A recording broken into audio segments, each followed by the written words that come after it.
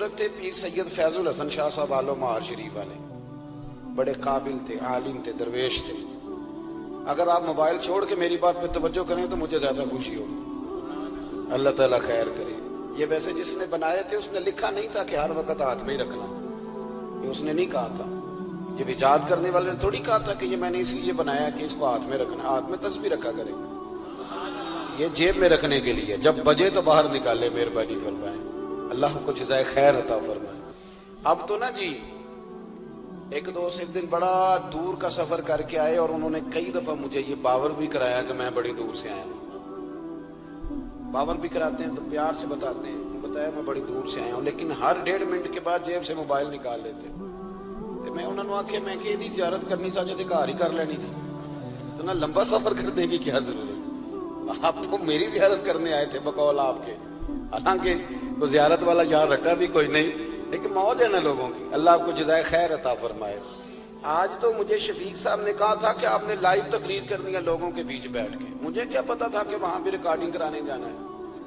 آپ مہربانی کریں، آج تو آمنے سامنے بیٹھے ہیں نا جی، اللہ تعالیٰ آپ کو جزائے خیر عطا فرمائے۔ چلو تھوڑا سا سامنے بیٹھ کے بھی بات، کسی نے کہا تھا کہ اثر کرے نہ کرے سن تو لے میری فریاد، نہیں ہے داد کا طالب یہ بندہ آزاد۔ آپ میری بات پہ توجہ کریں گے، سید فیض الحسن شاہ صاحب عالم مہاروی رحمۃ اللہ علیہ، ان سے ایک بندے نے پوچھا کہ حضرت عائشہ صدیقہ افضل ہے کہ سیدہ فاطمہ زہرا؟ آپ فرمانے لگے تجھے کیا مصیبت بنی ہے اس بحث میں پڑھنے کی، جو لوگ بڑے ہوتے ہیں وہ بڑے ہی ہوتے ہیں، جو بڑے ہوتے ہیں وہ۔ کہنے لگا جی آپ عالم کس بات کے ہیں، سوال کا جواب ہی نہیں دے رہے۔ فرمانے لگے چلو دے دیتے ہیں۔ حضرت پیر صاحب فرمانے لگے کہ عائشہ بیوی ہیں نبی پاک کی اور فاطمہ بیوی ہیں علی پاک کی۔ فرمانے لگے یہ جو علی کی بیوی ہے یہ نبی کی بیوی سے افضل نہیں ہو سکتی۔ اور پھر فرمانے لگے کہ فاطمہ بیٹی ہے نبی پاک کی اور عائشہ بیٹی ہیں ابو بکر صدیق کی۔ تو فرمانے لگے ابو بکر کی بیٹی کبھی بھی نبی پاک کی بیٹی سے افضل نہیں ہو سکتی۔ وہ بندہ کہتا ہے پیر صاحب نتیجہ کی یہ، فرمان لگے گھر جا کے کڈی میں گل دس چڑی ہے نتیجہ۔ بھئی بڑے لوگ بڑے ہوتے ہیں، بڑے لوگ بڑے ہوتے ہیں تو آپ بڑوں کے تولنے کیوں لگ گئے؟ آپ رشک دیکھیں کتنا ہے، وہ آپس میں رشک کر رہے ہیں، تم کہتا ہے لڑائیاں کرتے تھے، وہ تو رشک کر رہے ہیں میرے بھائی، رشک دیکھیں نا۔ میرا دل کر رہا ہے آپ کو ایک خاص بات بھی عرض کروں۔ حضرت القول البدیع میں نا امام سخاوی نے لکھا ہے، ان کا ذرا آپس میں رشک دیکھیں کتنا ہے، حسد نہیں رشک۔ یہاں تو پیروں کی کرامتوں پر بھی پوری جناب وہ لڑائی چلتی ہے، پوری لڑائی، میرے پیر صاحب کی زیادہ ہے، وہ کہتا میرے پیر صاحب کی زیادہ ہے۔ وہ خدا کا خوف کریں، پیر کی کرامت نہیں ہوتی، پیر کی استقامت ہوتی ہے، سنت شریعہ پر پابندی ہوتی ہے، وہ جتنی زیادہ پابندی کرے اتنا زیادہ باعث سے کرامت ہے۔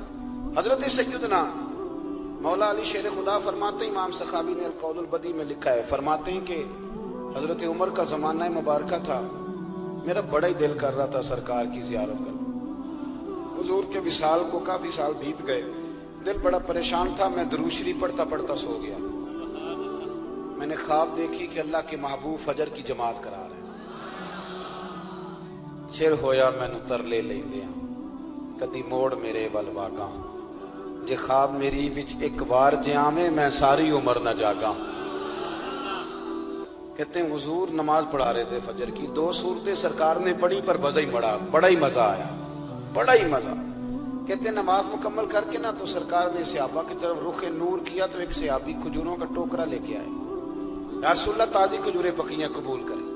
حضور نے ایک کھجور اٹھائی، صاف کی، کھائی، باقی ایک ایک صحابہ کو بانٹی۔ حضرت علی کہتے ہیں 15-16 صحابہ کے بعد میرا بھی نمبر لگا، کھجور کھائی، کھجور کا نہیں دست مصطفیٰ کا بڑا مزہ تھا، کہتے ہیں بڑا ہی مزہ آیا۔ ابھی میں کھجور کھا ہی رہا تھا کہ مسجد نبوی میں اذان ہو گئی، مولا علی فرماتے ہیں آنکھ کھل گئی، اٹھ میں گیا پر کھجور کا ذائقہ میرے منہ میں ابھی بھی موجود تھا۔ اب اس پر پورا باب باندھا ہے شاہ عبدالحق الہ آبادی نے، وہ کہتے ہیں کہ حضور جس کو خواب میں کوئی چیز دیتے ہیں وہ حقیقت میں بھی اسے دیتے ہیں، وہ خواب میں نہیں ہوتی، وہ حقیقت میں ہوتی ہے، پورا باب ہے۔ بہرحال عنوان پہ رہنا چاہتا ہوں، حضرت علی فرماتے ہیں میں اٹھا، وضو کیا، سنت پڑھی، مسجد چلا گیا، جا کے صف میں بیٹھ گیا. عمر فاروق آئے جماعت کرانے. کہتے ہیں عمر نے نماز شروع کی تو مجھے جھٹکا تب لگا جب عمر نے بھی وہی سورت شروع کر دی جو خواب میں سرکار نے پہلی رکعت میں پڑھی. میں سمجھا اتفاق ہے, لیکن کہتے ہیں دوسرا جھٹکا جب لگا جب دوسری رکعت میں حضرت عمر نے وہ سورت پڑھی جو حضور نے خواب میں دوسری رکعت میں پڑھی تھی. کہتے ہیں میں اب بڑا پریشان ہوں کہ یہ بات کدھر کی کدھر جا رہی ہے. مولا علی شیر خدا فرماتے ہیں نماز مکمل ہوئی تو کھجوروں کا ٹوکرا بھی آ گیا. فرماتے ہیں اب تو میری حیرت کی حد نہ رہی.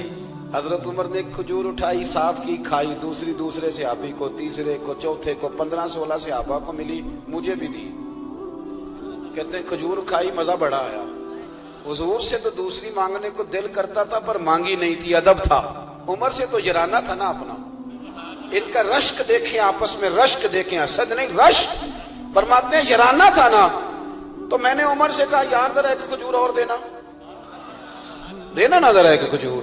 تو کہتے ہیں جناب عمر فاروق نے کھجور اٹھائی, صاف بھی کی, میں سمجھا ملنے لگی ہے, اٹھائی بھی, صاف بھی کی, اور دوسرے صحابی کی طرف ہاتھ بڑھایا, میری طرف دیکھ کے ہلکا سا مسکرائے. فرمانے لگے علی ایسے نہ کر, اگر رات کو نبی پاک سے دوسری لیتا تو میں بھی سویرے تجھے دوسری دے دے. حضور سے دوسری لی نہیں, نبی پاک سے دوسری مانگی نہیں, تو میں کیسے دے دوں. خواب میری وچ آیا سی ماہی تو میں وہ دے گل وچ پا لیاں باواں, ڈر دی ماری اکھ بھی نہ کھولا. ڈر دی ماری, میں ڈر دی ماری اکھ کیونکہ آئی یہ رات وصال دیوالی. ربا اے رات مکن نہ دیویں, اے رات مکن نہ دیویں. ڈر دی ماری میں اکھ بھی نہ کھولاں کتے پھر بچھڑ نہ جاواں. میرے رسول پاک کے غلام رشک کرتے تھے, رشک. حضرت علی کہتے ہیں میں رویا تو عمر بھی رو پڑے. کہنے لگے علی جو رات تجھے نواز کے گئے وہ میرے اوپر بھی کرم فرما کے گئے. رشک کریں خدا را, چھوڑ دیں حسد کرنا, چھوڑ دیں ایک دوسرے سے جلنا.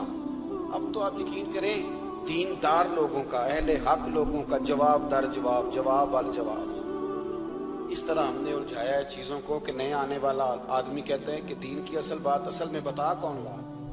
تو میلہ لگ گیا ہے, کوئی کہانی سنا رہا ہے, کوئی بات کر رہا ہے, کوئی اس کو غلط کہہ رہا ہے. کوئی بندہ ایسا ہے ہی نہیں جو بالکل ٹھیک ہو. ہمارے حسد نے اتنی تباہی کر دی, کسی کے حق میں خیر والی بات ہو. جب آپ حسد کریں گے تو بے سکون رہیں گے. دوسری بات یہ, بے سکون بندہ پتہ کون رہتا ہے. میں نے یہ بھی آیت پڑھی, الا بذکر اللہ تطمئن القلوب. اللہ فرماتے ہیں یاد رکھو, خبردار ہو جاؤ, اللہ کا ذکر کرو گے تو دلوں میں چین ہو. پتہ ہے بے سکون کون رہتا ہے؟ جو نتیجہ اپنی مرضی کا مانگتا ہے. عقیدہ توحید اسلامی عقائد کی جان ہے. جب آپ نے کہا لا الہ الا اللہ محمد الرسول اللہ صلی اللہ علیہ وسلم, اس کا معنی یہ ہے کہ اب میں اپنے آپ کو نا اپنے اللہ کے حوالے کرتا ہوں. اب رب غریبی میں رکھے پھر بھی میں راضی ہوں, بیماری میں رکھے پھر بھی راضی ہوں, صحت میں رکھے پھر بھی, اولاد دے تو پھر بھی راضی ہوں, نہ دے تو. سمجھے میری بات, یہ توحید ہے. ہم نہ ٹھیک ہونا چاہتے ہیں. دوست اکثر آ کے کہتے ہیں کوئی وظیفہ بتائیں, طبیعت ٹھیک نہیں رہتی, تو انہیں کہتے ہیں سورہ فاتحہ پڑھو. کہتے ہیں بڑی دیر سے پڑھ رہا ہوں پر شفا نہیں ہو رہی. تو میں کہتا ہوں پھر آپ اللہ کی رضا پہ راضی ہو جائیں, پھر اللہ کی رضا پہ راضی رہنا بھی تو سیکھو نا, راضی رہنا بھی تو سیکھو. بہت ساری بے سکونی اس بات کی ہے کہ ہم نا ہم چاہتے ہیں میری مرضی کا سکون ہو, میری مرضی کا گھر ہو, میری مرضی کے بچے ہوں. بھئی ایسا نہ کریں. آپ اپنے حق میں اپنے رب کے فیصلوں کو قبول کریں, آپ قبول کریں اپنے مالک کے فیصلوں.